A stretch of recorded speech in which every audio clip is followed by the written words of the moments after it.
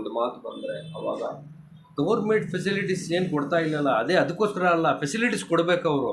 Government ಅವ್ರು correct facilities ಕೊಟ್ಟರೆ, ಈಗ ಆಲ್ರೆಡಿ ಡೆಲ್ಲಿಯಲ್ಲೆಲ್ಲ ನೋಡಿ, ಆ ಕೇಜ್ರಿವಾಲ್ ಅವರೆಲ್ಲ ಮೊದಲು ಚೆನ್ನಾಗಿ ಈಗ ಪ್ರೈವೇಟಲ್ಲಿ ಸ್ಕೂಲಲ್ಲಿ ಓದಿಸ್ತಾ ಇದ್ವಿ.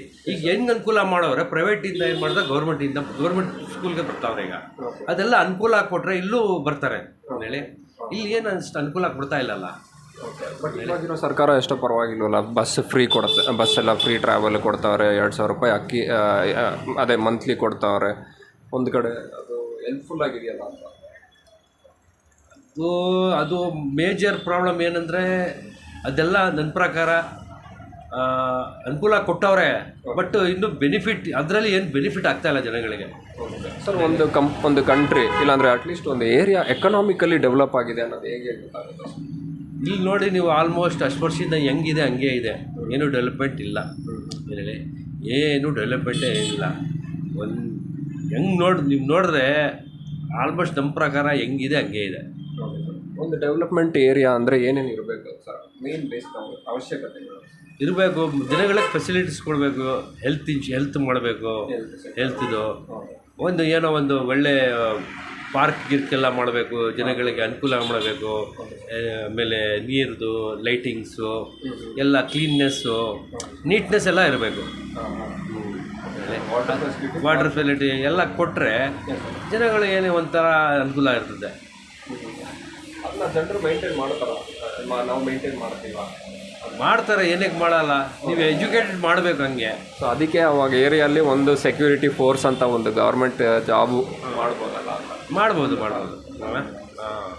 ಏನು ತೊಂದರೆ ಇಲ್ಲ. ಸರ್, ನಿಮ್ಮ ಐಡಿಯಾಲಜಿಯಲ್ಲಿ ಒಂದು ಡೆವಲಪ್ ಏರಿಯಾ? ಸರ್, ಖಂಡಿತ ಸರ್. ನಮ್ಮ ಫ್ರೆಂಡ್ ಹೇಳಿದ್ರಲ್ಲ, ಅದು ಡೆವಲಪ್ಮೆಂಟ್ ಮಾಡಬೇಕು ಸರ್. ಯಾಕೆಂದರೆ ನೋಡಿ ಸರ್, ಇವಾಗ ಆನ್ಲೈನ್ ಇದು ನಡೀತಾ ಇರೋದು, ಎಲ್ಲದರಲ್ಲೂ ಆನ್ಲೈನ್.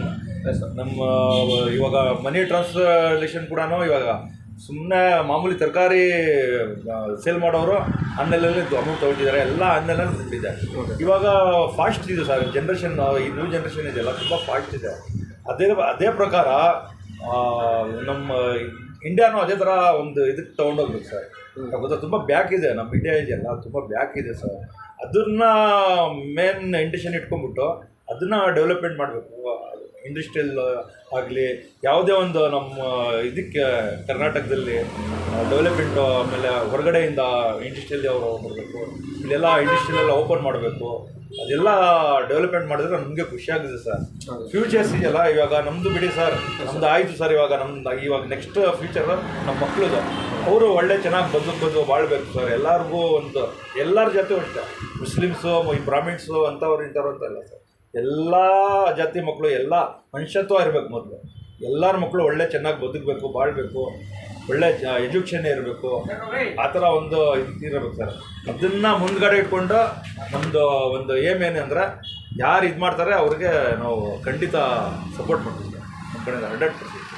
ಸರ್, ಈಗ ಒಂದು ಕಾರ್ಪೊರೇಟ್ರ್ ಹೋಗಿ ಈ ಥರ ಒಳ್ಳೆ ಫೆಸಿಲಿಟೀಸ್ ಕೊಡಿ ನಮ್ಮ ಊರಿಗೆ ಅಂತ ಕೇಳಿದ್ರೆ, ಅದು ಒಂದು ಇಂಡಿವಿಜುವಲ್ ವಾಯ್ಸ್.